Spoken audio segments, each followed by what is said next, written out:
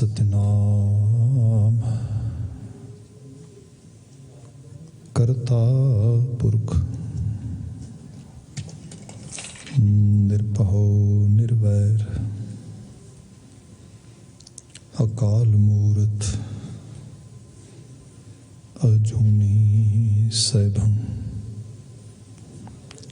गुर प्रसाद।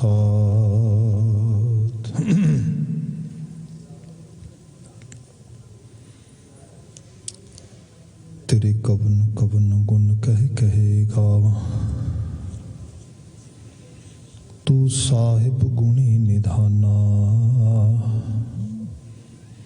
तुमरी महिमा वर्ण ना साको,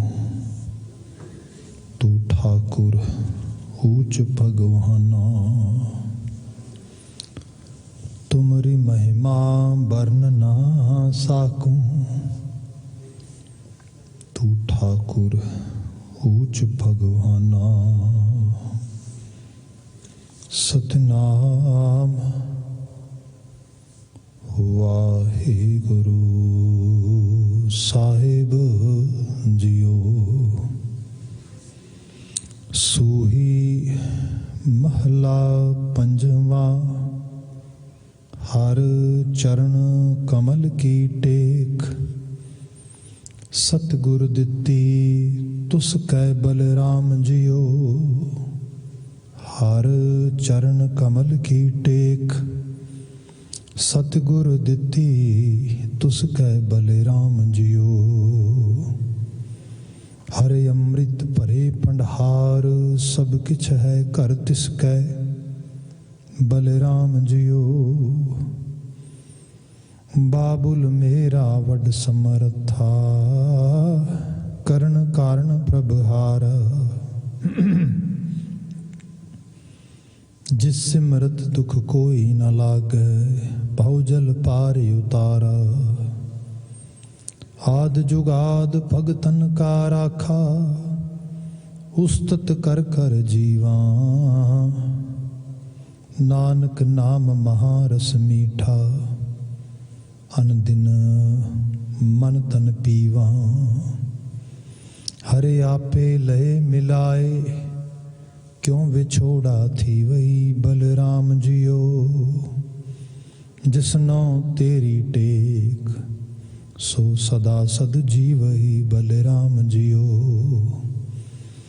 तेरी टेक तुझे ते पाई, साचे सिरजनहारा।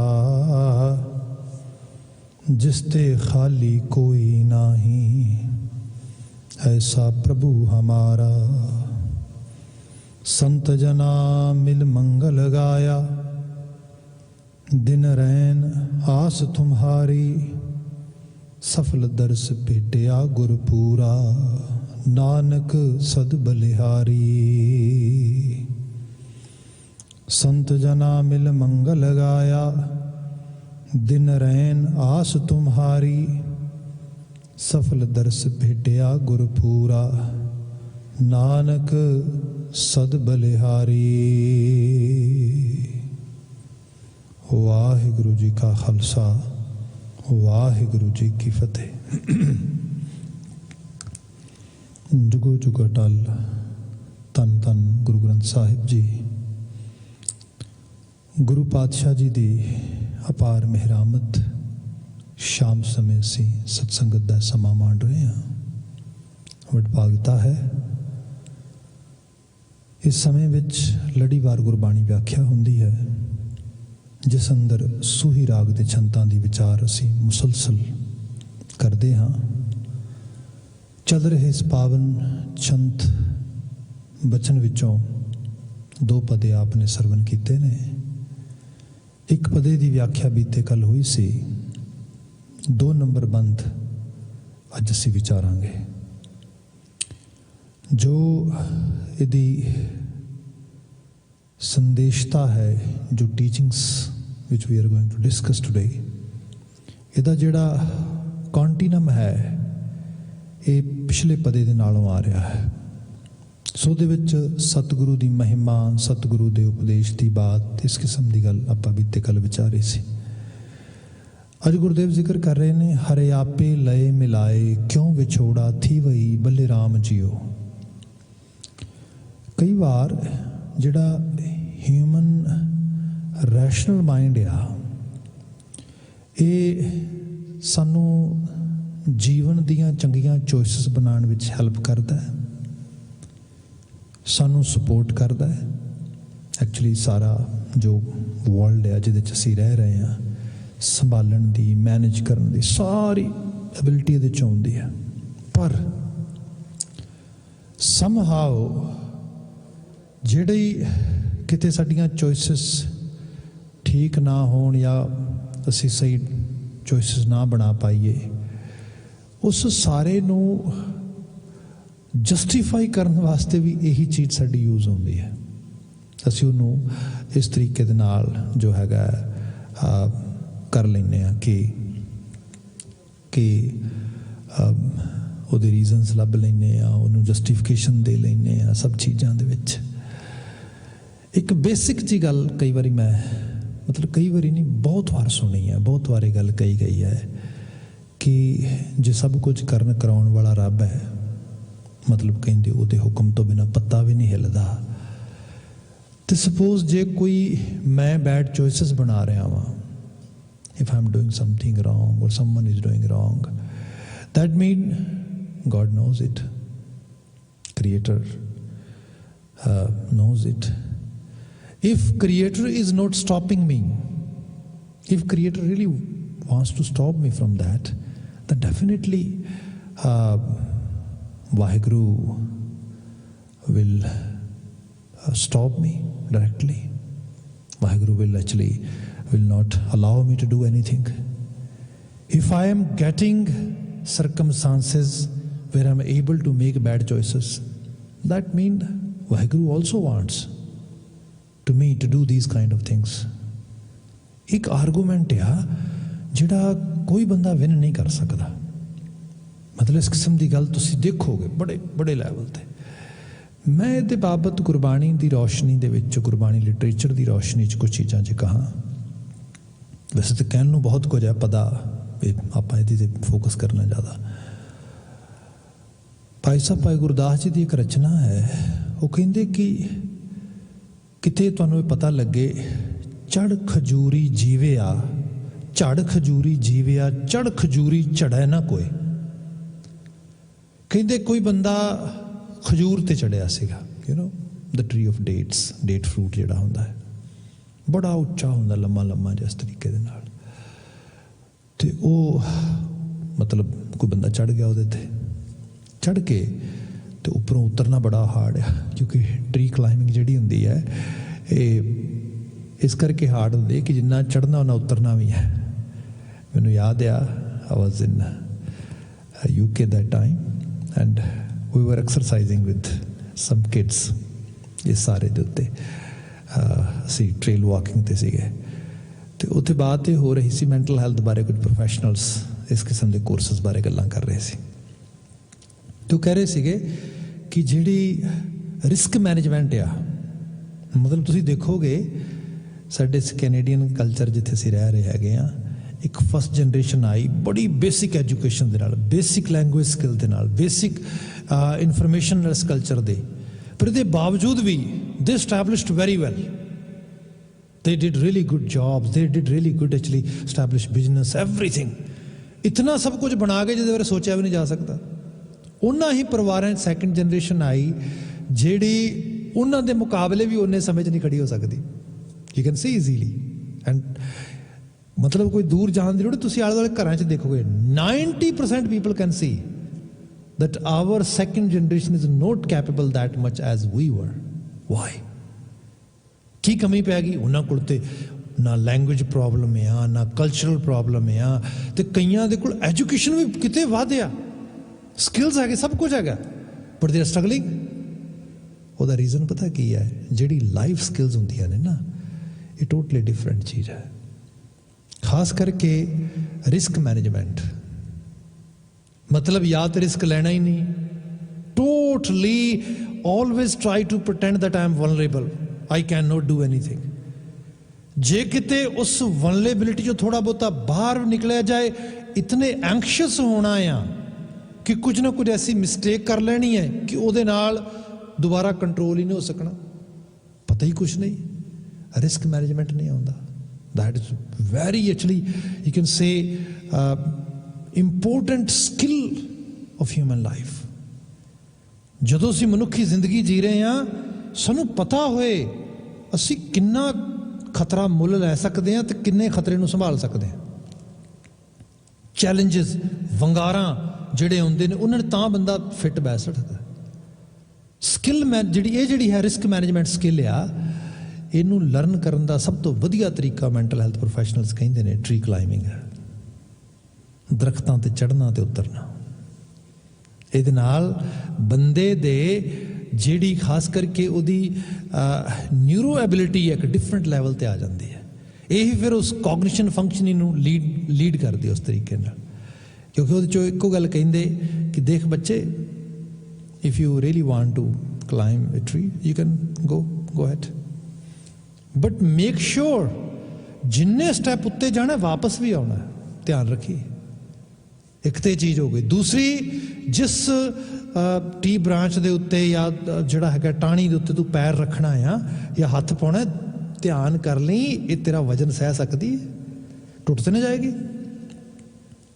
ਇਹ ਜਿਹੜਾ ਜੋ ਤੂੰ ਹੁਣ ਸੋਚ ਰਿਹਾ ਫਨ ਆ, it's really actually very good activity, I enjoy it, it can convert any time in a disaster। तो इतने तो माड़ा जा पैर फिसलिया नहीं, you're gonna fall, and once you're gonna fall, you might break your leg, your actually arm, you never know, even you can die if you fall from actually, you can say from very high level of tree। ਸੋ ਇਹ ਸਾਰੀ ਬਾਤ ਜਿਹੜੀ ਹੈ ਇਸ ਤਰੀਕੇ ਨਾਲ ਉੱਥੇ ਸਮਝਾਈ ਜਾਂਦੀ। ਮੈਂ ਤਾਂ ਇਹ ਬੇਨਤੀ ਕਰ ਰਿਹਾ, ਸਾਨੂੰ ਕਈ ਵਾਰੀ ਛੋਟੀਆਂ ਛੋਟੀਆਂ ਚੀਜ਼ਾਂ ਜਿਹੜੀਆਂ ਬਹੁਤ ਸਮਝਣ ਦੀ ਲੋੜ ਹੁੰਦੀ ਹੈ ਜ਼ਿੰਦਗੀ ਦੇ ਵਿੱਚ। ਬਹੁਤ ਹਾਇਰ ਐਜੂਕੇਸ਼ਨ, ਬੜੀ ਹਾਈ ਸਰਟੀਫਿਕੇਸ਼ਨ, ਇਹ ਸਭ ਕੁਝ ਇਤਨੇ ਵੱਡੇ ਲੈਵਲ 'ਤੇ ਕੰਮ ਨਹੀਂ ਕਰਦੀ ਜਿੰਨਾ ਜ਼ਿੰਦਗੀ ਦੀਆਂ ਸਕਿੱਲਸ ਨੇ, ਜਿਹੜੀਆਂ ਲਾਈਫ ਸਕਿੱਲਸ ਨੇ, ਉਹ ਕੰਮ ਕਰਦੀਆਂ। ਖੈਰ, ਜਿਹੜੀ ਬੇਨਤੀ ਕਰਨ ਲੱਗਾ ਸੀਗਾ ਭਾਈ ਗੁਰਦਾਸ ਜੀ ਦਾ ਪਦਾ, ਉਹ ਕਹਿੰਦੇ ਝੜ ਖਜੂਰੀ ਜੀਵਿਆ, ਚੜ ਖਜੂਰੀ ਝੜੈ ਨਾ ਕੋਏ। ਕੋਈ ਬੰਦਾ ਖਜੂਰ ਦੇ ਦਰਖਤ ਤੇ ਚੜ੍ਹਿਆ ਤੇ ਉੱਪਰੋਂ ਡਿੱਗ ਗਿਆ। ਬਾਈ ਚਾਂਸ ਜਦੋਂ ਉਹ ਚੜ੍ਹਿਆ ਸੀਗਾ, ਜਿਸ ਨੂੰ ਥੋੜ੍ਹਾ ਹੋਰ ਐਡ ਆਨ ਕਰਤਾ ਜਾਏ ਇਸ ਐਗਜ਼ਾਮਪਲ ਨੂੰ ਭਾਈ ਗੁਰਦਾਸ ਜੀ ਨੂੰ ਟਵਿਸਟ ਕਰਕੇ, ਉਦੋਂ ਉਹਦਾ ਥੋੜ੍ਹਾ ਬਹੁਤਾ ਉਹਦੀ ਬੈਕ 'ਚ ਦਰਦ ਹੋ ਰਿਹਾ ਸੀਗਾ, ਲੱਕ ਦੁਖ ਰਿਹਾ ਸੀ ਉਹਦਾ, ਜਾਂ ਉਸ ਨੂੰ ਕੋਈ ਹੋਰ ਨੈਕ ਪ੍ਰੋਬਲਮ ਸੀ ਕਿਸੇ ਤਰੀਕੇ ਦੀ। ਜਦੋਂ ਕਿਤੇ ਉੱਪਰੋਂ ਡਿੱਗਿਆ ਤੇ ਡਿੱਗਿਆ ਇਸ ਤਰੀਕੇ ਦੇ ਨਾਲ ਕਿ ਕੋਈ ਵਲ ਪਿਆ ਸੀ ਲੱਕ ਦਾ, ਜਾਂ ਕੋਈ ਕਿਸੇ ਕਿਸਮ ਦੇ ਨਾਲ ਜਿਹੜੀ ਪਿਛਲੀ ਰੀੜ੍ਹ ਦੀ ਹੱਡੀ ਸੀਗੀ ਇਹਦੀ ਕੋਈ ਅਲਾਈਨਮੈਂਟ ਖਰਾਬ ਸੀਗੀ, ਤੇ ਉਹ ਇੱਕਦਮ ਅਲਾਈਨਮੈਂਟ ਠੀਕ ਹੋ ਗਈ। ਉਹ ਉੱਠਿਆ ਤਾਂ ਉਹਨੇ ਕੱਪੜੇ ਵਗੈਰਾ ਝਾੜੇ ਤੋਂ ਕਹਿੰਦੇ wow, I am perfect, so nice. Bhai Gurdas ji ਕਹਿੰਦੇ ਭਾਵੇਂ ਉਹ ਖਜੂਰ ਤੇ ਚੜ੍ਹ ਕੇ ਡਿੱਗਾ ਤੇ ਡਿੱਗ ਕੇ ਬਚ ਗਿਆ ਤੇ ਬਿਲਕੁਲ ਠੀਕ ਹੋ ਗਿਆ, ਪਰ ਇਸ ਨੂੰ ਤੁਸੀਂ ਇੱਕ ਯੂਨੀਵਰਸਲ ਕ੍ਰਾਈਟੀਰੀਆ ਨਹੀਂ ਬਣਾ ਸਕਦੇ ਕਿ ਹਰ ਬੰਦਾ ਚੜ੍ਹ ਕੇ ਡਿੱਗੇਗਾ ਤੇ ਠੀਕ ਹੋ ਜਾਏਗਾ ਨਾ।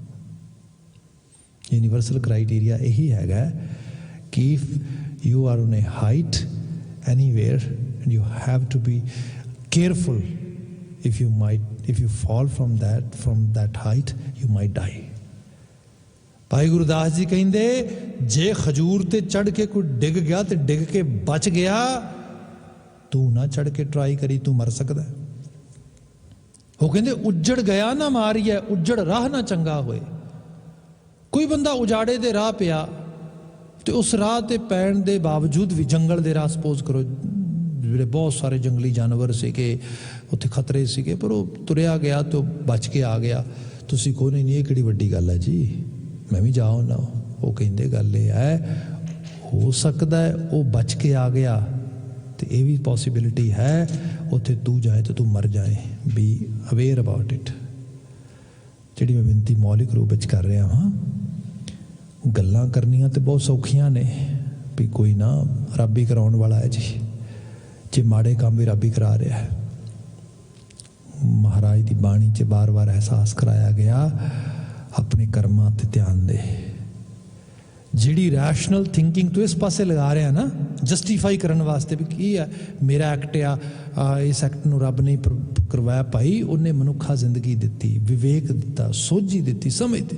Let me give you one more example. ਜਿਹੜਾ ਰੈਸ਼ਨਲ ਮਾਈਂਡ ਆ ਬਹੁਤ ਕਮਾਲ ਨਾਲ ਕੰਮ ਕਰਦਾ ਜੇ ਬੰਦਾ ਨੂੰ ਯੂਜ਼ ਕਰੇ। ਤੇ ਸ਼ਾਇਦ ਮੈਂ ਐਗਜ਼ਾਮਪਲ ਕੀਤੀ ਹੋਏ ਕਿਤੇ। ਮੇਰੇ ਕੋਲ ਇੱਕ ਕੇਸ ਆਇਆ, ਸਿੰਗਲ ਮੌਮ ਸੀਗੀ। She was suffering a lot. She had suffered a lot. She was raising a kid. Kid ਜਿਹੜਾ ਸੀਗਾ ਉਹ ਆਲਮੋਸਟ grade 12 ਕਿਸੇ ਤਰੀਕੇ ਨਾਲ ਥੋੜ੍ਹਾ ਬਹੁਤਾ ਕੀਤਾ ਉਹਨੇ, ਜਿੰਨੀ ਕਿ ਮੈਨੂੰ ਯਾਦ ਪੈਂਦਾ ਹੁਣ, ਜਾਂ ਸ਼ਾਇਦ ਡ੍ਰੌਪ ਕੀਤਾ ਉਹਨੇ। ਕਾਲਜ ਯੂਨੀਵਰਸਿਟੀ ਜਾਣ ਦੇ ਚੱਕਰ 'ਚ ਹੈ ਨਹੀਂ ਸੀਗਾ, ਕੰਮਕਾਰ ਕੋਈ ਪ੍ਰੋਪਰ ਕਰਦਾ ਨਹੀਂ ਉਸ ਤਰੀਕੇ ਨਾਲ।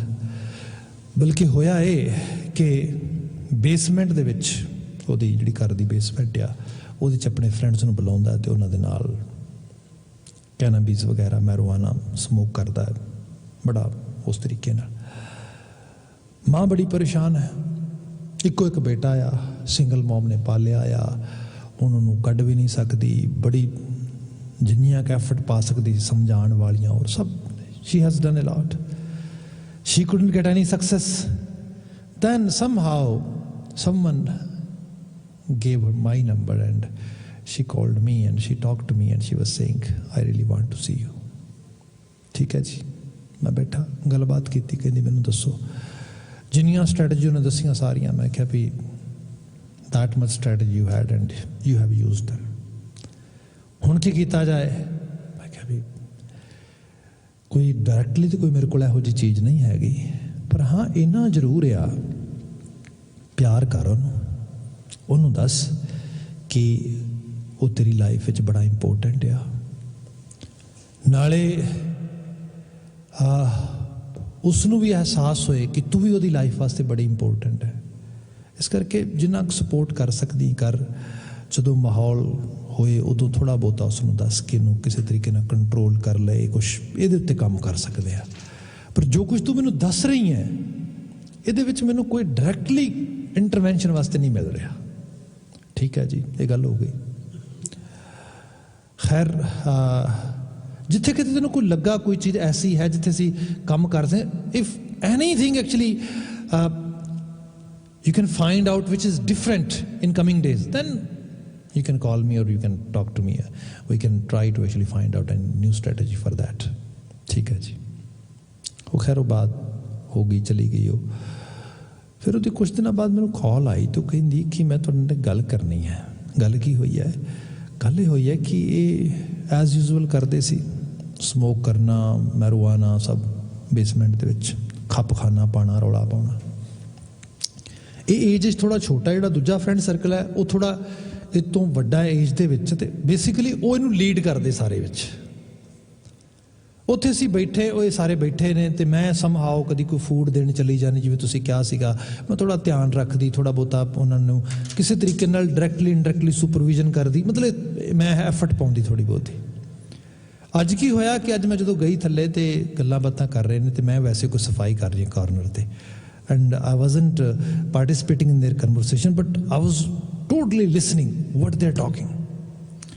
ਉੱਥੇ ਗੱਲ ਕਰਦਿਆਂ ਕਰਦਿਆਂ ਕੀ ਹੋਇਆ ਕਿ ਜਿਹੜਾ ਉਹ ਵੱਡਾ ਲੜਕਾ ਆ, ਜਿਹੜਾ ਸਾਰੇ ਕਾਸੇ 'ਤੇ ਲਾਇਆ ਜਿੰਨੇ ਇਹਨਾਂ ਉਹਨੂੰ, ਅਸਲ ਵਿੱਚ ਕਹਿ ਲਓ ਕਿ ਗੈਂਗ ਲੀਡਰ, ਉਹ ਮੇਰੇ ਬੇਟੇ ਨੂੰ ਅਤੇ ਦੂਜਿਆਂ ਨੂੰ ਐਡਰੈਸ ਕਰਦਿਆਂ ਹੋਇਆ ਕਹਿੰਦਾ you know now we are buddies and we smoke together and in actually coming years our kids gonna be buddies too and they gonna smoke same thing, you know, they gonna enjoy that way। ਉਹ ਕਹਿੰਦਾ ਇਹੋ ਜਿਹੀਆਂ ਗੱਲਾਂ ਕਰਦੇ ਅਤੇ ਮੈਂ ਸੁਣ ਰਹੀ ਹਾਂ। ਕਹਿੰਦੀ ਸਮਹਾਓ ਮੇਰਾ ਮੁੰਡਾ ਥੋੜ੍ਹਾ ਜਿਹਾ ਗੁੱਸੇ 'ਚ ਆ ਗਿਆ, ਅਤੇ ਗੁੱਸੇ 'ਚ ਆ ਕੇ ਉਹਨੂੰ ਕਹਿੰਦਾ ਯੂ ਨੋ ਉਹਦਾ ਨਾਂ ਲੈ ਕੇ ਕਹਿੰਦਾ ਕਿ I am not gonna allow my kid to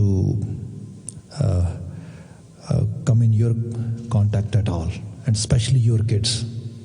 ਉਹ ਕਹਿੰਦਾ why? ਕਹਿੰਦਾ no, I'm doing it, it's okay, but I cannot allow my kids to do this kind of stuff at all, no। ਉਹ ਕਹਿੰਦੀ that was very surprising for me। ਹੋਰ ਦੋ ਚਾਰ ਗੱਲਾਂ ਦੱਸੀਆਂ ਉਹਨੇ। मैं ਜਦੋਂ ਇਹ ਸਾਰੀ ਬਾਤ ਦੱਸੀ ਮੈਂ ਕਿਹਾ there is a tunnel at the end of that, there is light at the end of the tunnel, I can see now. ਆਪਾਂ ਹੁਣ ਉਹਨੂੰ ਕਿਤੇ ਨਾ ਕਿਤੇ ਥੋੜਾ ਬਹੁਤਾ ਅੰਗੇਜ ਕਰ ਸਕਨੇ ਆ, ਉਹਦੇ ਵਿੱਚ ਕਿਤੇ ਨਾ ਕਿਤੇ ਕੁਝ ਰੈਸ਼ਨਲ ਥਿੰਕਿੰਗ ਹੈ ਜਿਹੜੀ ਹੈਲਪ ਕਰ ਸਕਦੀ ਹੈ। ਦੇਖੋ ਜਿਹੜਾ ਇਹ ਮਾਈਂਡ ਆ ਨਾ, ਇਹ ਸਾਨੂੰ ਮਾੜੀਆਂ ਗੱਲਾਂ ਤੋਂ ਸਟਾਪ ਕਰਦਾ ਆ। ਇਸ ਨੂੰ ਇਸ ਤਰੀਕੇ ਨਾਲ ਯੂਜ਼ ਕਰਨਾ ਚਾਹੀਦਾ ਹੈ। ਜਿਹੜਾ ਤਰਕ ਵਿਤਰਕ ਕਰਨ ਵਾਲੀ ਗੱਲ ਹੈ, ਜਿਹੜਾ ਲੌਜਿਕ ਵਾਲਾ ਮਾਈਂਡ ਆ, ਇਹਨੂੰ ਸਹੀ ਡਾਇਰੈਕਸ਼ਨ ਵਿੱਚ ਯੂਜ਼ ਕੀਤਾ ਜਾਵੇ। ਗੁਰੂ ਸਾਹਿਬ ਵਾਰ-ਵਾਰ ਕਹਿੰਦੇ ਵਿਵੇਕ ਦਾ ਇਸਤੇਮਾਲ ਕਰ। ਇੱਥੇ ਜਿਹੜੀ ਬਾਤ ਆ ਰਹੀ ਹੈ, ਆ ਬਚਨ ਜਿਹੜਾ ਆ ਰਿਹਾ ਹੈ, ਹਰ ਆਪੇ ਲਏ ਮਿਲਾਏ ਕਿਉਂ ਵਿਛੋੜਾ ਥੀ ਵਈ ਬਲਰਾਮ ਜੀਓ, ਇਹ ਐਕਚੁਅਲ ਲੈਵਲ ਤੇ ਇੱਕ ਅਰਦਾਸ ਆ, ਇੱਕ ਸਰੈਂਡਰ ਆ, ਸਰੈਂਡਰ ਆ ਉਸ ਰੱਬ ਜੀ ਅੱਗੇ, ਉਸ ਗੁਰੂ ਅੱਗੇ। ਹੁਣ ਦੇਖੋ ਕੋਈ ਵੀ ਬੰਦਾ ਆ, ਹੁਣ ਮੈਂ ਜੇ ਹੁਣ ਐਗਜ਼ਾਮਪਲ ਕੀਤੀ ਵੀ ਖਜੂਰ ਤੇ ਚੜ੍ਹ ਕੇ ਤੇ ਉੱਤੋਂ ਛਾਲ ਮਾਰ ਦੇਵੇ ਤੇ ਫਿਰ ਕਹੇ ਵੀ ਰੱਬ ਹੋਏਗਾ ਰੱਖਣ ਵਾਲਾ, ਤੇ ਰੱਖ ਲੇਗਾ ਭਾਈ। ਭਾਈ ਮਦਰ ਨੇਚਰ ਦੇ ਲਾਅ ਨੂੰ ਸਮਝੋ। ਜੇ ਅੱਗ ਵਿੱਚ ਹੱਥ ਪਾਵਾਂਗੇ ਅੱਗ ਜਲਾਏਗੀ, ਜੇ ਪਾਣੀ ਵਿੱਚ ਛਾਲ ਮਾਰਾਂਗੇ ਪਾਣੀ ਡੋਬੇਗਾ। ਇਹ ਲਾਅ ਆ, ਲਾਅ ਆਫ ਨੇਚਰ ਆ। ਇਸ ਨੂੰ ਤੁਸੀਂ ਕਿਸੇ ਲੈਵਲ ਤੇ ਵੀ, ਹਾਂ ਕੋਈ ਐਕਸੈਪਸ਼ਨਲ ਐਗਜ਼ਾਮਪਲ ਹੁੰਦੀ ਹੈ, ਪਰ ਹਰ ਵਕਤ ਇਹ ਚੀਜ਼ ਨਹੀਂ ਹੁੰਦੀ। ਮੈਂ ਰੂਟੀਨ ਦੇ ਵਿੱਚ ਸ਼ਰਾਬਖਾਨੇ ਜਾਂਦਾ ਵਾਂ, ਰੂਟੀਨ ਦੇ ਵਿੱਚ ਪੱਬ ਵਿਜ਼ਿਟ ਕਰਦਾ ਆ, ਰੂਟੀਨ ਦੇ ਵਿੱਚ ਮੈਂ ਲੀਕਰ ਸਟੋਰ ਤੋਂ ਜਾ ਕੇ ਸਮਾਨ ਖਰੀਦ ਕੇ ਲਿਆਉਣਾ ਆ, ਰੂਟੀਨ ਦੇ ਵਿੱਚ ਮੈਂ ਇਹੋ ਜਿਹੇ ਦੋਸਤ ਬਣਾਉਣਾ, ਇਹੋ ਜਿਹੇ ਸੱਜਣ ਬਣਾਉਣਾ, ਇਹੋ ਜਿਹੇ ਲੋਕਾਂ ਨੂੰ ਲਾਈਕ ਕਰ ਉਹਨਾਂ ਨਾਲ ਰਹਿਣਾ ਆ, ਇਹੋ ਜਿਹਾ ਲਿਟਰੇਚਰ ਪੜ੍ਹਨਾ, ਇਹੋ ਜਿਹੀਆਂ ਮੂਵੀਜ਼ ਦੇਖਦਾ। ਭਾਈ ਕਿੰਨੇ ਦਿਨ ਸਰਵਾਈਵ ਕਰਾਂਗਾ? End of the day, I'm gonna be drug user. I'm gonna be actually alcoholic, without any doubt. भाई ਸਰਕਮਸਟੈਂਸਸ ਜੋ ਕ੍ਰੀਏਟ ਕਰ ਲੈਣ ਆਲੇ ਦੁਆਲੇ, ਜਿਹਨੂੰ ਗੁਰੂ ਸਾਹਿਬ ਨੇ ਕਿਹਾ ਨਾ, ਸੇ ਸੰਜੋਗ ਕਰੋ ਮੇਰੇ ਪਿਆਰੇ। ਸੰਜੋਗ ਮੀਨ ਸਰਕਮਸਟੈਂਸਸ। ਭਾਈ ਅਸੀਂ ਤੇ ਇਹ ਦੇਖਦੇ ਹਾਂ, ਉਮਰਾਂ ਲੰਘ ਜਾਂਦੀਆਂ ਲੋਕਾਂ ਦੀਆਂ, ਗੁਰਦੁਆਰੇ ਆਉਂਦੇ ਆ, ਨੱਕ ਰਗੜਦੇ ਆ, ਹਾਜ਼ਰੀ ਭਰਦੇ ਆ, ਤੇ ਫਿਰ ਇਸ ਅੰਦਰ ਖਿਆਲ ਆਉਂਦਾ ਗੁਰਦੁਆਰੇ ਆਈ ਦਾ ਜ਼ਰੂਰ ਹੈ ਪਰ ਮਨ ਨਹੀਂ ਲੱਗਦਾ, ਪਤਾ ਨਹੀਂ ਕਿਉਂ। ਭਾਈ ਉਹਨਾਂ ਨੇ ਉਮਰਾਂ ਕੱਢ ਦਿੱਤੀਆਂ ਇਹ ਕੰਮ ਕਰਦੇ ਆ, ਅਜੇ ਵੀ ਉਹ ਸਟਰਗਲ ਕਰ ਰਹੇ ਨੇ। ਜਿਹੜਾ ਬੰਦਾ ਆ ਹੀ ਨਹੀਂ ਰਿਹਾ ਉਹਦਾ ਖਿਆਲ ਹੋਏਗਾ। ਇੱਕ ਬੰਦਾ ਪਾਠ ਕਰਦੇ ਉਮਰਾਂ ਕੱਢ ਦਿੰਦਾ, ਕਹਿੰਦਾ ਪਾਠ ਕਰਦੇ ਉਮਰ ਲੰਘ ਚੱਲੀ, ਪਰ ਅਜੇ ਵੀ ਪਾਠ ਦਾ ਸੰਦੇਸ਼ ਸੁਰਤ ਦੀ ਦੁਨੀਆ ਦੇ ਵਿੱਚ ਅਜੇ ਪ੍ਰਵਾਜ਼ ਨਹੀਂ ਭਰਦਾ। ਭਾਈ ਜਿਹੜੇ ਕਰਦੇ ਹੀ ਨਹੀਂ ਉਹਨਾਂ ਦਾ ਕੀ ਹੋਏਗਾ? ਸੋਚ ਕੇ ਦੇਖੋ। ਇਹ ਹੈ ਦਾਤਾ, ਕਰਨ ਵਾਲਾ ਤੇ ਤੂੰ ਹੈ। ਜਸਟ ਮੈਂ ਸਰੈਂਡਰ ਕਰ ਰਿਹਾ। ਜੇ ਤੂੰ ਤਰਸ ਦੇ ਘਰ ਵਿੱਚ ਆਏਗਾ, ਕਿਆ ਹਰਿਆਪੇ ਲਏ ਮਿਲਾਏ, ਤੂੰ ਮਿਲਾ ਲਏਗਾ। ਤੇ ਫਿਰ ਇਹ ਵੀ ਸੱਚਾਈ ਹੈ, ਕਿਉਂ ਵਿਛੋੜਾ ਥੀ ਵਈ ਬਲਰਾਮ ਜੀ, ਇਹ ਸ਼ਕਤੀ ਵੀ ਪਾਈ ਉਹਨੇ। ਜਦੋਂ ਇੱਕ ਵਾਰੀ ਉੱਥੇ ਮਿਲਾਪ ਹੋ ਗਿਆ ਨਾ, ਫਿਰ ਵਿਛੋੜਾ ਨਹੀਂ। ਬੰਦੇ ਦੇ ਜ਼ਹਿਨ ਵਿੱਚ ਜਿਹੜੀਆਂ ਚੀਜ਼ਾਂ ਇੱਕ ਵਾਰੀ ਬੈਠ ਜਾਂਦੀਆਂ ਬਹੁਤ ਗਹਿਰੀਆਂ, ਬੰਦਾ ਉੱਥੋਂ ਨਿਕਲਦਾ ਨਹੀਂ। ਇਹ ਸੱਚ ਹੈ। ਸਾਡੇ ਘਰ ਸ਼ਹੀਦਾਂ ਦੀ ਅਸੀਂ ਇੰਨੀ ਗੱਲ ਕਰਦੇ ਹਾਂ, ਜਿਨ੍ਹਾਂ ਨੇ ਬੰਦ ਕਟਾ ਲਏ, ਖੋਪਰੀਆਂ ਲੁਹਾਈਆਂ, ਚਰਖੜੀਆਂ ਤੇ ਚੜ੍ਹ ਗਏ, ਆਰਿਆਂ ਨਾਲ ਚੀਰੇ ਗਏ। ਇਹ ਕੌਣ ਲੋਕ ਨੇ ਜਿਨ੍ਹਾਂ ਦੇ ਜ਼ਹਿਨ ਵਿੱਚ ਕੋਈ ਚੀਜ਼ ਚਲੀ ਗਈ, ਉਸ ਤੋਂ ਡਗਾਉਣ ਵਾਸਤੇ, ਉਹਨੂੰ ਡੁਲਾਉਣ ਵਾਸਤੇ, ਤੋੜਨ ਵਾਸਤੇ ਉਹਨਾਂ ਨੇ ਐਕਸਟ੍ਰੀਮ ਮੈਜਰਸ ਲਏ, ਐਕਸਟ੍ਰੀਮ ਲੈਵਲ ਤੇ ਪਨਿਸ਼ ਕਰਨ ਦੀ ਟਰਾਈ ਕੀਤੀ। ਪਰ ਇਹ ਸੱਚਾਈ ਹੈ, ਉਹਦੇ ਨਾਲ ਹੀ ਵਿਦਾ ਹੋਏ, ਵਿਛੋੜਾ ਨਹੀਂ ਹੋਇਆ। ਜਿਹਨੂੰ ਗੁਰੂ ਸਾਹਿਬ ਨੇ ਬਿਆਨ ਕੀਤਾ ਬਾਣੀ ਦੇ ਵਿੱਚ ਕਿ ਨਾਨਕ ਕੱਚੜਿਆਂ ਸਿਓ ਤੋੜ ਢੂੰਡ ਸੱਜਣ ਸੰਤ ਪੱਕਿਆਂ, ਓਏ ਜੀਵਨ ਦੇ ਵਿਛੜੋ ਮੋਇਆ ਨਾ ਜਾਹੀਂ ਛੋੜ। ਮਤਲਬ ਇਹੋ ਜਿਹੇ ਸੰਗੀ ਮਿਲੇ ਜਿਨ੍ਹਾਂ ਸੰਗੀਆਂ ਨੇ ਜਾਤ ਸਿਖਾ ਦਿੱਤੀ, ਉਹ ਆਪ ਸੰਗੀ ਪੁੱਗ ਗਏ ਉਸ ਸੱਚ ਦੇ ਰਾਹ ਦੇ ਉੱਤੇ। ਜਿਨ੍ਹਾਂ ਨੇ ਉਹਨਾਂ ਦੀ ਸੰਗਤ ਕਰਕੇ ਸਿੱਖਿਆ ਉਹ ਵੀ ਪੁੱਗ ਗਏ, ਵਿਛੋੜੇ ਨਹੀਂ ਹੋਏ। ਫਿਰ ਨਾ ਉਸ ਸੰਗਤ ਤੋਂ, ਨਾ ਉਸ ਸੰਗਤ ਚੋਂ ਮਿਲੇ ਖਿਆਲਾਂ ਵਿੱਚੋਂ। ਇਹ ਰਿਐਲਿਟੀ ਹੈ। ਇਹਦੇ ਵਿੱਚ ਸਭ ਜ਼ਿਕਰ ਕਰਦੇ ਇਹ ਬਖਸ਼ਿਸ਼ ਹੈ। ਹਰੇ ਆਪੇ ਲਏ ਮਿਲਾਏ ਕਿਉਂ ਵਿਛੋੜਾ ਥੀ ਵਈ ਬਲਰਾਮ ਜੀਓ, ਜਿਸਨੋਂ ਤੇਰੀ ਟੇਕ ਮੈਂ ਬੀਤੇ ਕੱਲ ਵੀ ਬਾਤ ਕੀਤੀ ਸੀ, ਇੱਕ ਹਾਇਰ ਲੈਵਲ ਦਾ ਬਿਲੀਵਿੰਗ ਵਰਚੂ, ਇੱਕ ਵਿਸ਼ਵਾਸ ਦਾ ਗੁਣ ਜਦੋਂ ਬੰਦੇ ਦੀ ਟੇਕ ਹੋਏ, ਇੱਕ ਵਿਸ਼ਵਾਸ ਹੈ ਅੰਦਰ, ਮੇਰਾ ਗੁਰੂ ਮੇਰੀ ਬੌੜੀ ਕਰੇਗਾ, ਮੇਰਾ ਵਾਹਿਗੁਰੂ ਮੇਰੇ ਅੰਗ ਸੰਗ ਹੋਏਗਾ।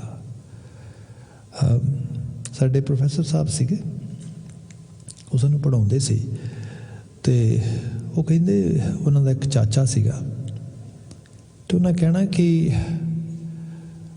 ਉਸ ਬੰਦੇ ਨੂੰ ਗੁਰਮੁਖੀ ਅੱਖਰ ਥੋੜ੍ਹੇ ਬਹੁਤੇ ਆਉਂਦੇ ਸੀ ਜੋੜਨੇ, ਅਤੇ ਉਹ ਥੋੜ੍ਹਾ ਪਾਠ ਕਰਦੇ ਹੁੰਦੇ ਸੀਗੇ। ਬਾਕੀ ਉਹਨਾਂ ਦੀ ਜ਼ਿੰਦਗੀ ਬੜੀ ਧਾਰਮਿਕ, ਬੜੀ ਸ਼ੁੱਧ ਧਾਰਮਿਕ, ਅਤੇ ਵਿਸ਼ਵਾਸ ਐਸਾ ਕਿ ਇੰਤਹਾ। ਕਈ ਵਾਰ ਲੋਕਾਂ ਨੇ ਕਹਿਣਾ ਤੁਸੀਂ ਬੜੀਆਂ ਕਈ ਵਾਰ ਉਹੋ ਜਿਹੀਆਂ ਗੱਲਾਂ ਕਰਦੇ ਹੋ ਜਿਹੜੀਆਂ ਆਮ ਸਮਝ 'ਚ ਨਹੀਂ ਆਉਂਦੀਆਂ, ਪਰ ਉਹ ਕਹਿੰਦਾ ਮੇਰਾ ਵਿਸ਼ਵਾਸ ਹੈ, ਮੇਰਾ ਗੁਰੂ ਬੌੜੀ ਕਰੇਗਾ। ਉਹਦੇ ਪਿੱਛੇ ਉਹਨੇ ਇੰਸੀਡੈਂਟ ਦੱਸਣਾ। ਉਹਨਾਂ ਕਹਿਣਾ ਇੰਸੀਡੈਂਟ ਇਹ ਸੀਗਾ ਕਿ ਪਾਰਟੀਸ਼ਨ ਤੋਂ ਬਾਅਦ ਉਹ ਜਦੋਂ ਪੰਜਾਬ ਨੂੰ ਡਿਵਾਈਡ ਕਰਦੀ ਹੋਈ ਲਾਈਨ ਪਾ ਦਿੱਤੀ ਉਹਨਾਂ ਨੇ, ਅਤੇ ਉਸ ਤੋਂ ਬਾਅਦ ਆਬਾਦੀਆਂ ਉੱਧਰ ਉੱਧਰ ਤਬਦੀਲ ਹੋਈਆਂ। ਉਹਦੇ ਵਿੱਚ ਉਹ ਕਹਿੰਦੇ ਕਿ ਬੀਇੰਗ ਏ ਸਿੱਖ ਉਹਨਾਂ ਨੇ ਉਰਲੇ ਪਾਸੇ ਆਉਣਾ ਸੀਗਾ। ਖੈਰ ਉਹ ਬਹੁਤ ਪਿੱਛੇ ਰਹਿ ਗਏ, ਸਾਰੇ ਨਗਰ ਗਿਰਾਂ ਵਾਲੇ ਆ ਗਏ, ਪਿੰਡ ਵਾਲੇ ਆ ਗਏ। ਜਿਤਨੀ ਦੇਰ ਤੱਕ ਉਹ ਆਪਣੇ ਬੰਨੂ ਤੋਂ, ਸ਼ਾਇਦ ਉਹ ਉਹਨਾਂ ਦਾ ਬਣਦਾ ਸੀਗਾ ਇਲਾਕਾ, ਉੱਥੋਂ ਉਹ ਲਾਹੌਰ ਤੱਕ ਪਹੁੰਚੇ ਕਿਸੇ ਤਰੀਕੇ ਨਾਲ, ਅਤੇ ਲਾਹੌਰ ਆਉਂਦਿਆਂ ਨੂੰ ਜਿਹੜਾ ਰਿਫਿਊਜੀ ਕੈਂਪ ਲੱਗਾ ਸੀਗਾ ਉਹ ਸਾਰਾ ਖਾਲੀ ਹੋ ਚੁੱਕਾ, ਉਹਨਾਂ ਨੇ ਜਗ੍ਹਾ ਵੀ ਖਾਲੀ ਕਰਤੀ। ਸੋ ਆਲਮੋਸਟ ਉਹ ਖਾਲੀ ਹੋ ਗਿਆ ਵੀ ਹੁਣ ਜਾ ਨਹੀਂ ਸਕਦੇ। ਕਾਫੀ ਦਿਨ ਲੱਗ ਗਏ ਇਹ ਸਭ ਦੇ ਵਿੱਚ। ਅਖੀਰ ਇੱਕ ਲਾਸਟ ਟ੍ਰੇਨ ਦੇ ਕੁਝ 2 ਡੱਬੇ ਨੇ ਉਹ ਜਾਣੇ ਨੇ, ਅਤੇ ਉਹਦੇ ਵਿੱਚ ਕੁਝ ਮਿਲਟਰੀ ਦੇ ਬੰਦੇ ਨੇ ਜਿਨ੍ਹਾਂ 'ਚ ਸਿੱਖ ਵੀ ਨੇ, ਅਤੇ ਕੁਝ ਅੰਗਰੇਜ਼ ਅਫਸਰ ਵਗੈਰਾ ਨੇ। ਬਸ ਇਸ ਤੋਂ ਬਿਨਾਂ ਹੋਰ ਕੋਈ ਟ੍ਰੇਨ ਨਹੀਂ ਜਾਣੀ। ਅਤੇ ਆਲੇ ਦੁਆਲੇ ਹਜੂਮ ਇਹੋ ਜਿਹਾ ਆ ਜਿਹੜਾ ਬੰਦਾ ਮੁਸ਼ਕ ਕਰ ਰਿਹਾ, ਜਿਹੜਾ ਕਹਿੰਦਾ ਵੀ ਕਤਲ ਕਰ ਦੇਣਾ, ਕਿਉਂਕਿ ਇਹੋ ਜਿਹੇ ਸੈਂਟੀਮੈਂਟਸ ਬੜੇ ਹਾਈ ਹੋਏ ਸੀ। ਅਤੇ ਉਹ ਸਟੇਸ਼ਨ 'ਤੇ ਖੜ੍ਹਾ ਆ, ਅਤੇ ਸਟੇਸ਼ਨ ਮਾਸਟਰ ਨੇ ਵੀ ਕਹਿ ਦਿੱਤਾ ਭਾਈ ਤੈਨੂੰ ਟ੍ਰੇਨ 'ਚ ਨਹੀਂ ਮਿਲ ਸਕਦੀ ਜਗ੍ਹਾ। ਹੋਰ 1-2 ਜਣੇ ਨੇ ਉਹਨਾਂ ਵੀ ਕਹਿ ਦਿੱਤਾ। ਕੁਝ ਇਹੋ ਜਿਹੇ ਵੀ ਸ਼ਰਾਰਤੀ ਬੰਦੇ ਨੇ, ਉਹ ਕਹਿੰਦੇ ਕਿ ਬਾਅਦ 'ਚ ਪਤਾ ਲੱਗਾ ਸਾਨੂੰ, ਟ੍ਰੇਨ ਦੇ ਜਿਹੜੇ ਅਮਲੇ ਨੇ ਦੱਸਿਆ, ਜਿਹੜੇ ਉਸ ਨੂੰ ਇਹ ਇੰਸਪੀਰੇਸ਼ਨ ਦੇ ਰਹੇ ਨੇ ਕਿ ਤੂੰ ਬਾਹਰ ਨਿਕਲ ਸਟੇਸ਼ਨ ਤੋਂ, ਇੱਥੇ ਤੈਨੂੰ ਕਿਸੇ ਨੇ ਬਿਠਾਣਾ ਨਹੀਂ ਗਾ, ਤਾਂ ਕਿ ਬਾਹਰ ਨਿਕਲੇ ਅਤੇ ਇਹਨੂੰ ਅਸੀਂ ਕਤਲ ਕਰ ਦਈਏ। ਪਰ ਇਹ ਵੀ ਸੱਚਾਈ ਹੈ, ਜੇ ਟ੍ਰੇਨ ਸਟੇਸ਼ਨ ਤੋਂ ਗੱਡੀ ਚਲੀ ਜਾਂਦੀ ਹੈ ਤਾਂ ਜਿਹੜੇ ਕੁਝ ਬ੍ਰਿਟਿਸ਼ ਆਫਿਸਰਸ ਨੇ ਅਤੇ ਜਿਹੜੇ ਸਿੱਖ ਫੌਜੀ ਨੇ ਉਹ ਵੀ ਚਲੇ ਜਾਂਦੇ ਨੇ, ਅਤੇ ਤਾਂ ਵੀ ਕਤਲ ਹੋ ਜਾਣਾ ਉਸਨੇ। ਹੁਣ ਇਹ ਸਾਰੀ ਬਾਤ ਹੋ ਗਈ, ਤਾਂ ਉੱਥੇ ਆਰਾਮ ਦੇ ਨਾਲ ਬੈਠਾ ਆ। ਅਤੇ ਜਦੋਂ ਇਹ ਬਾਤ ਹੋਈ, ਬੀਇੰਗ ਏ ਸਿੱਖ, ਇੱਕ ਫੌਜੀ ਅਫਸਰ, ਸ਼ਾਇਦ ਕੋਈ ਸਿਪਾਹੀ ਹੈ, ਉਹੀ ਉਹਦੇ ਕੋਲ ਕਹਿੰਦਾ ਆਇਆ, ਅਫਸਰ ਨਹੀਂ ਸਿਪਾਹੀ ਹੈ ਕੋਈ, ਅਤੇ ਉਹ ਕਹਿੰਦੇ ਉਹਦੇ ਕੋਲ ਆਇਆ, ਅਤੇ ਉਹਦੇ ਕੋਲ ਬੈਠਾ ਹੋਇਆ ਉਹ ਉਹਨੂੰ ਕਹਿੰਦਾ ਕਿ ਉਦੋਂ ਬੜੀ ਯੰਗ ਏਜ ਸੀਗੀ, ਅਤੇ ਉਹ ਕਹਿੰਦਾ ਵੀ ਤੈਨੂੰ ਡਰ ਤੇ ਹੋਣਾ ਵੀ ਆਖਰਕਾਰ ਇਹ ਮਾਰ ਦੇਣਗੇ ਤੈਨੂੰ ਇਸ ਕਿਸਮ ਦੇ ਨਾਲ। ਅਤੇ ਸ਼ਾਇਦ ਉਹ ਇਹਨੂੰ ਕੋਈ ਵੈਪਨ ਦੇਣਾ ਚਾਹੁੰਦਾ ਸੀਗਾ, ਇਹੋ ਜਿਹੀ ਕੋਈ ਬਾਤ ਉਹਦੇ ਮਨ ਵਿੱਚ ਹੋਏਗੀ।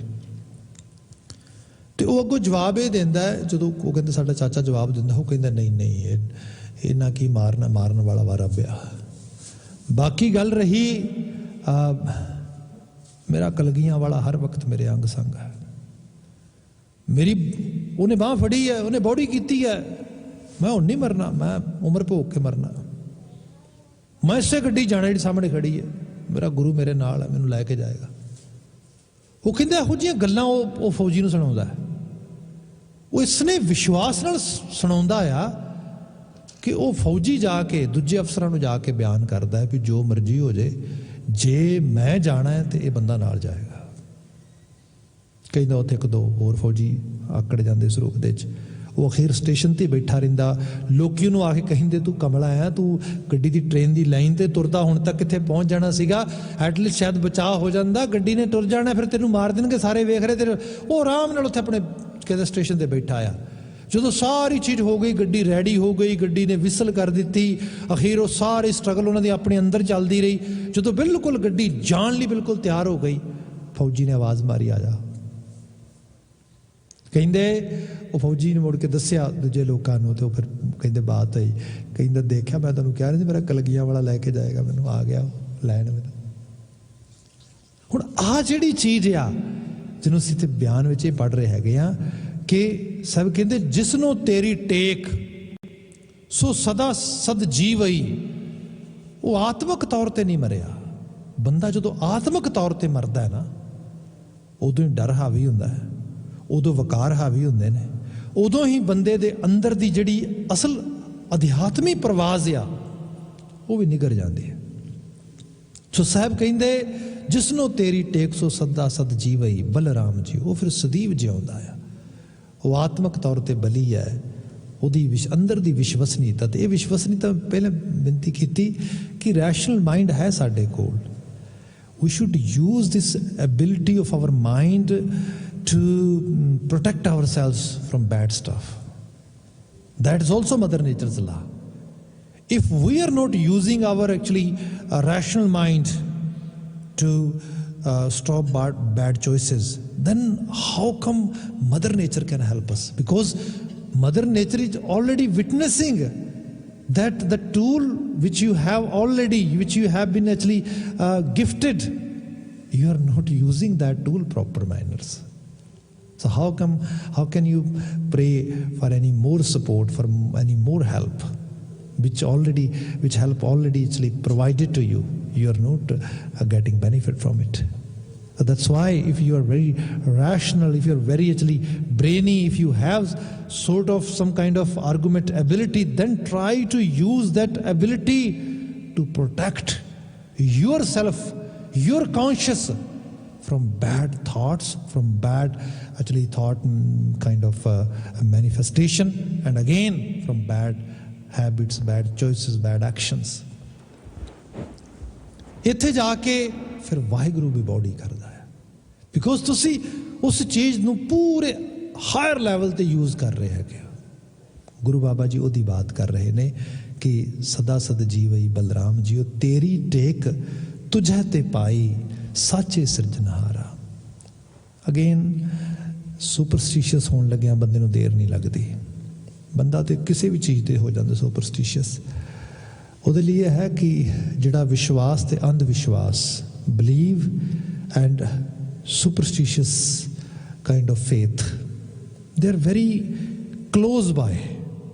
ਇਹਨਾਂ 'ਚ ਕੋਈ ਬਹੁਤ ਵੱਡਾ ਤੁਸੀਂ ਫਰਕ ਨਹੀਂ ਕਰ ਸਕਦੇ। ਜਿਵੇਂ ਅਸੀਂ ਕਈ ਵਾਰੀ ਗੁਰੂ ਗ੍ਰੰਥ ਸਾਹਿਬ ਦੇ ਸ਼ਬਦਾਂ ਨੂੰ ਪੜ੍ਹਦੇ ਹਾਂ, ਹਮ ਅੰਧੁਲੇ ਅੰਧ ਬਿਖੈ ਬਿਖਰਾਤੇ ਕਿਉਂ ਚਾਲੈ ਗੁਰ ਚਾਲੀ, ਸਤਿਗੁਰ ਦਇਆ ਕਰੇ ਸੁਖ ਦਾਤਾ ਹਮ ਲਾਵੈ ਆਪਨ ਪਾਲੀ। ਮੈਂ ਅੰਨਾ ਵਾਂ, ਮੈਨੂੰ ਕੋਈ ਬਹੁਤ ਸਮਝ ਨਹੀਂ ਹੈ, ਮਗਰ ਇਸ ਅੰਨੇ ਨੂੰ ਇੰਨਾ ਜ਼ਰੂਰ ਪਤਾ ਆ, ਮੇਰਾ ਇੱਕ ਅੰਧ ਵਿਸ਼ਵਾਸ ਹੈ ਮੇਰੇ ਗੁਰੂ ਤੇ। ਮੈਨੂੰ ਗੁਰੂ ਦੇ ਅੱਗੇ ਕੋਈ ਤਰਕ, ਕੋਈ ਦਲੀਲ, ਕੋਈ ਕੁਛ ਨਹੀਂ। ਤੇ ਗੁਰੂ ਉਹ ਆ ਜਿਹੜਾ ਮੈਨੂੰ ਰੈਸ਼ਨਲ ਵੇ ਦੇ ਨਾਲ ਚੀਜ਼ਾਂ ਦੱਸਦਾ, ਸਮਝਾਉਂਦਾ ਤੇ ਦਰਸਾਉਂਦਾ ਆ। ਬੰਦੇ ਨੂੰ ਇਸ ਕਿਸਮ ਦੀ ਸਕੂਲ ਦੇ ਨਾਲ ਆਪਣੇ ਆਪ ਨੂੰ ਜੋੜਨ ਦੀ ਲੋੜ ਆ। ਜੇਕਰ ਬੰਦਾ ਕੋਈ ਇਹ ਸੋਚਦਾ ਹੈ ਨਾ ਕਿ ਕੋਈ ਸੁਪਰ ਨੈਚੁਰਲ ਪਾਵਰ ਵਾਕਿਆ 'ਚ ਹੀ ਬਾਹਰੋਂ ਇੱਕ ਵੱਖਰੇ ਤੌਰ ਤੇ ਆਵੇਗੀ, ਭਈ ਆਤਮ ਵਿਸ਼ਵਾਸ ਤੇ ਕੰਮ ਕਰਦਾ ਹੈ ਜ਼ਰੂਰ, ਜਿਵੇਂ ਪਹਿਲੀ ਐਗਜ਼ਾਮਪਲ ਕੀਤੀ ਹੈ। ਪਰ ਸਾਹਿਬ ਕਹਿੰਦੇ ਤੇਰੀ ਟੇਕ ਤੁਝੇ ਤੇ ਪਾਈ। ਵਾਰ-ਵਾਰ ਇਹ ਅਰਦਾਸ ਕਰ, ਇਹਦੇ 'ਚ ਕੋਈ ਹੋਰ ਕੋਈ ਸਪੈਸੀਫਿਕਲੀ ਕੋਈ ਪੀਰ ਫਕੀਰ ਔਲੀਆ ਕੋਈ ਇਹੋ ਜਿਹੀ ਚੀਜ਼ ਨਹੀਂ। ਇਹਨਾਂ ਚੀਜ਼ਾਂ ਦੇ ਮਗਰ ਨਾ ਭੱਜੀ ਲੱਭੀ ਨਾ, ਬਲਕਿ ਉਸੇ ਅਦ੍ਰਿਸ਼, ਉਸੇ ਉਸ ਹਾਜ਼ਰਾ ਹਜ਼ੂਰ, ਅਦ੍ਰਿਸ਼ ਅਗਮ ਪਰ ਹਾਜ਼ਰਾ ਹਜ਼ੂਰ, ਉਸ ਸ਼ਕਤੀ, ਉਹਦਾ ਆਰਾਧਨ, ਆਪਣੇ ਆਪ ਨੂੰ ਉਸ ਲੈਵਲ ਤੇ ਮੈਚਿਓਰ ਤੇ ਪਿਓਰ ਕਰੀ। ਸੋ ਇੱਥੇ ਬਚਨ ਆਇਆ ਤੇਰੀ ਟੇਕ ਤੁਝੇ ਤੇ ਪਾਈ ਸਾਚੇ ਸਿਰਜਣਹਾਰਾ, ਜਿਸ ਤੇ ਖਾਲੀ ਕੋਈ ਨਾ ਹੀ ਐਸਾ ਪ੍ਰਭੂ ਹਮਾਰਾ। ਬਾਕੀ ਸਾਡਾ ਪ੍ਰਭੂ ਜਿਹੜਾ ਆ ਉਹ ਇਹੋ ਜਿਹਾ, ਉਹ ਤੋਂ ਖਾਲੀ ਕੋਈ ਨਹੀਂ ਹੈਗਾ। ਗੁਰੂ ਬਾਬਾ ਜੀ ਬਿਆਨ ਕਰਦੇ, ਅਸੀਂ ਸ਼ਬਦ ਪੜ੍ਹਦੇ ਹਾਂ ਕਿ ਜੋ ਮੰਗੈ ਠਾਕੁਰ ਆਪਣੇ ਤੇ ਸੋਈ ਸੋਈ ਦੇਵੈ, ਨਾਨਕ ਦਾਸ ਮੁਖ ਤੇ ਜੋ ਬੋਲੇ ਇਹਾਂ ਉਹਾਂ ਸੱਚ ਹੋਵੇ। ਜੋ ਮੰਗੈ ਕਿਆ, ਜਿਸ ਤੇ ਖਾਲੀ ਕੋਈ ਨਾ ਹੈ। ਹੁਣ ਇਹ ਮਨ ਦੀ ਦੁਨੀਆ ਆ।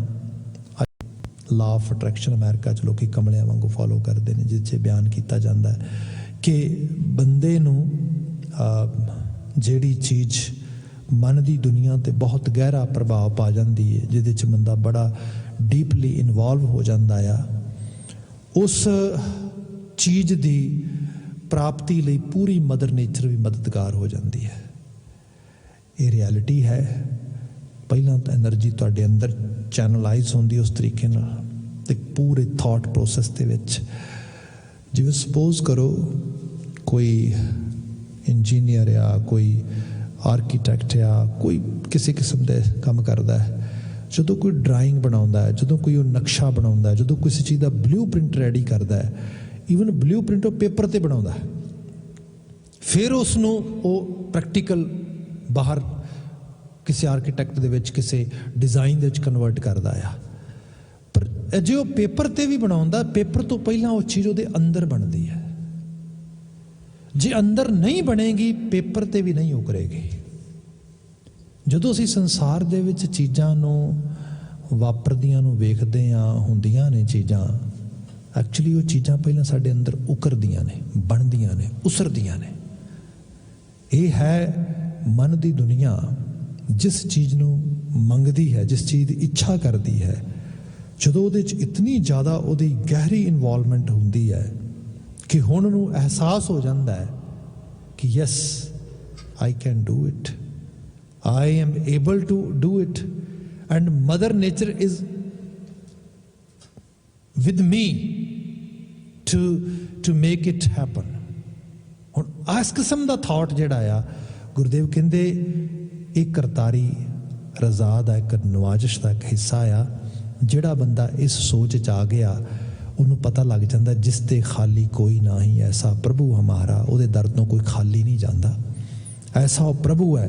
ਤੇ ਪ੍ਰਭੂ ਇੱਕ ਆਸਥਾ ਦੇ ਰੰਗ ਦੀ ਬਾਤ ਹੋ ਰਹੀ ਹੈ। ਫਿਰ ਦੁਬਾਰਾ ਸੰਤ ਜਨਾ ਮਿਲ ਮੰਗਲ ਗਾਇਆ, ਦਿਨ ਰਹਿਣ ਆਸ ਤੁਮਹਾਰੀ। ਜਿਹੜੇ ਸੰਤ ਜਨ ਨੇ ਉਹਦਾ ਮੰਗਲ ਗਾਉਂਦੇ, ਉਹਦੀਆਂ ਵਡਿਆਈਆਂ ਕਰਦੇ, ਤੇ ਉਹਦੀਆਂ ਵਡਿਆਈਆਂ ਇਹੀ ਰੱਖ ਹੁੰਦੀਆਂ ਉਹਨਾਂ ਦੇ ਵਿੱਚ ਕਿ ਦਿਨ ਰਹਿਣ ਆਸ ਤੁਮਹਾਰੀ ਵੇ ਦਾਤਾ, ਆਪਾਂ ਤੇਰੀ ਆਸ ਹਾਂ, ਆਪਾਂ ਤੇਰੇ ਤੋਂ ਬਿਨਾਂ ਪਹੁੰਚਦੇ। ਬੱਚਨ ਸ਼ਾਇਦ ਵਿਚਾਰ ਰਹੇ ਸੀ ਕਿਸੇ ਕੋਈ ਮੰਝ ਨ ਮਾਣੀ ਇੱਕ ਤੂੰ, ਹੋਰਾਂ ਦੀਆਂ ਹੋਰ ਆਸਾਂ ਹੋਣਗੀਆਂ, ਸਾਡੀ ਆਸ ਤੇਰੇ ਤੋਂ ਬਿਨਾਂ ਕਿਤੇ ਨਹੀਂ ਗਈ।